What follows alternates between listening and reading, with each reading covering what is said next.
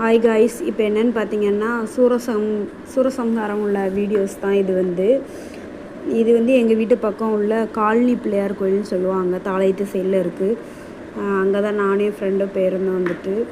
கூட்டம் நல்லா சரியான கூட்டங்க. போன வருஷம் கூட இவ்வளோ கூட்டம் இல்லை, இந்த வருஷம் நல்ல கூட்டம் நல்ல முருகனை தரிசனம் பண்ணிவிட்டு தலை எடுக்க 3 தலையும் எடுக்கிறாங்க. ஒவ்வொரு தலையும் ஒவ்வொரு முக்கில் வச்சு எடுத்தாங்க.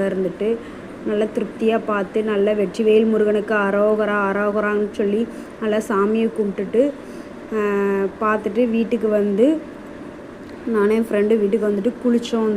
தலைக்கு நல்லா குளிச்சுட்டு சாமிக்கு நெய்வேத்தியத்துக்கு என்னென்னு பார்த்தீங்கன்னா அந்த பானக்காரன்னு சொல்லுவாங்க.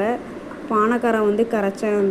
அது என்னென்னு பார்த்தீங்கன்னா ஒரு எலுமிச்சை பழத்தை தண்ணி புழிஞ்சிட்டு அதில் கொஞ்சமாக மண்டவெல்லம் போட்டு 3-4 ஏலக்காய் தட்டி போட்டு நல்லா ஒரு சொம்பு தண்ணி ஊற்றி நல்லா கரைச்சி வச்சுட்டேன். கரைச்சி சாமிக்கு முருகருக்கு நெய்வேத்தியமாக வச்சு அதுபோக தயிர் சாதமும் அவருக்கு படைச்சேன். சூரசம்ஹாரம் பண்ணிவிட்டு குளிர்ச்சியாக தயிர் சாதம் படைக்கணும்னு சொன்னாங்க. அதை நானும் படைச்சேன். இன்னையோட 6ஆவது நாள். அடுத்து 7ஆம் நாள் திருக்கல்யாணம் அன்னைக்கு தான் சாப்பிடுவாங்க வடை பாயசத்தோடு. என்னோடய சேனல் பிடிச்சிருந்தால் லைக் பண்ணி